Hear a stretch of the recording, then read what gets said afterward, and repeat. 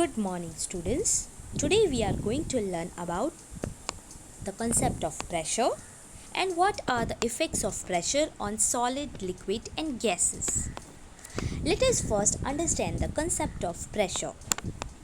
When you hammer an iron nail, what do?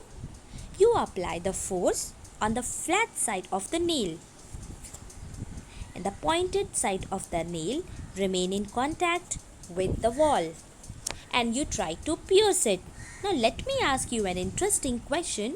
What will happen if you hammer the pointed side and tries to pierce the flat side of the nail, which you can see here? You will find it difficult to push the flat face of the nail through the wall, even if you apply more force than you did in the first case. But what is the reason for this? The reason is that the pressure applied by the tip of the nail on the wall is more than the pressure applied by the nails of flat surfaces. But my question is why? Why there is a difference in both the cases? First, you notice that the area of the tip of the nail is very less as compared to the area of the flat face. Here you can see this white colored part. So there is a difference in the area on which the force is being applied. So here we can easily understand the force applied by anyone matters a lot on the area. Now we will define the pressure. So we define the pressure as the perpendicular force acting on the surface of an object per unit area on which it's acting. As we already know, the SI unit of force is Newton, which is also denoted by N, and that of area is meters squared. So the SI unit of pressure is Newton per meter square. It is also called as Pascal. But why it is called as Pascal? It is given this name to honor the achievements of the French scientist named Blaise Pascal for his contribution in hydrostatics and hydrodynamics. Now look at the equation carefully. Area is in denominator. This area is nothing but the area on which the force is applied. So if I keep the force constant and if I keep increasing the area, what will happen to the pressure? Will the pressure increase or decrease? Well, definitely the pressure will decrease. With this found knowledge, let's go back to the previous slide. As you can see here, the area of a contact is very less between the nails and the wall. Definitely more pressure will be applied as compared to this. Here the area of a contact is more due to the flat face facing towards the wall. Less pressure will be applied. This is the reason why there will be the difference in the pressure. Drill machines are also used for the same purpose, as they have the pointed tip so that more pressures can be created. Now we will see some more examples of pressure on the solid. So here, as you can see, books are kept on a table. It is a kind of plaque. So books are kept on that. So here we can easily see the pressure is very less as the area is more. But what will happen if we will reduce the area? We will keep all the books one above another. Definitely more pressure will be created. So here, by this what we can understand? Pressure depends upon the value of the weight, how much weight you are putting, and the contact area, whether the area is more or less. So pressure depends upon both. So if the area increases, definitely the pressure reduces. If the area decreases, the pressure increases for the same force. Now let us look on another example. When you cut the vegetables with the cutting edge, you can easily cut the vegetables. But what happens when you use the blunt edge? As you can see here, the edge has a small triangular shaped structures, and which gives the sharpness, and due to reduced area, the more pressure will be applied on the vegetables.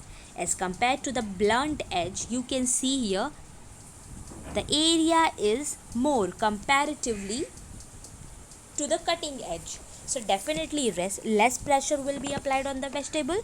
So it will become very difficult to cut the vegetables with the blunt end due to increased area. So here the area of pressure is greatly reduced as the cutting edge, hence the more pressures will be applied. Now these are some of the examples which we have discussed. Now let's move to the pressure in liquids.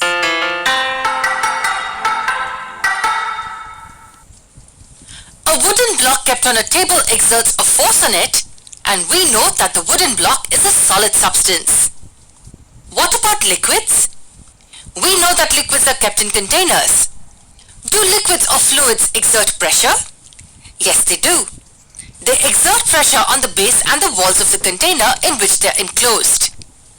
The pressure on the base will be downwards, and on the walls the pressure will be sidewards. We can also derive something interesting if we look at the fluid in terms of layers. Say there's water kept in a plastic container. Let's divide the fluid into 5 equal parts. You can see that the second layer of water is holding the weight of the first layer. Similarly, the third layer is holding the weight of the first as well as the second layer. And the fourth layer is holding the weight of the top 3 layers, and so on and so forth. So clearly, the pressure at the bottommost layer is the maximum. There's even a way you can find this out. Near the topmost layer, make a little hole at the side. You'll see that the water flows out from that hole like this. It doesn't roll along the walls, it flows out at an angle. Now let's make a second hole near the layer under it. You'll see that the water flows out at a wider angle as compared to the earlier case. We continue to make holes in the wall, and we'll notice that the water literally squirts out. This proves that the pressure at the bottom is much more than the pressure at the topmost layer. What about the upward force exerted by a liquid? How do we understand that? We will see that in our next video. Now, as we have understood by the video that what is the effect of pressure in the liquids, now we can easily conclude it acts in all directions. It is not direction specific, and it increases with the depth as we find more pressure in depth, and it depends upon the density of the liquid, whereas it doesn't depend upon the shape or the width of the container in which the liquid is present. Now let's move to the pressure in gas. Now suppose this is a balloon. What will happen if you will add air into the balloon? It will become bigger in size. But what happens when you add too much amount of air into the balloon? It will pops out. Yes, but what is the reason behind that? Why the balloon will pop out when we increase the air? It is because of the air particles. When we increase the amount of air inside the balloon, there will be more air particles. What will they do? They will start hitting the surface. Due to increased air particle, they will start bouncing and hitting the surface, and they will create a high pressure of a gas. And due to that high pressure, the balloon will be burst, because the gas pressure is caused by the gas particles hitting the side of the container, and pressure in the force exerted by the particles, which we can see here. So here now we can say gas pressure is caused by the gas particles, and which will start hitting the side of their container.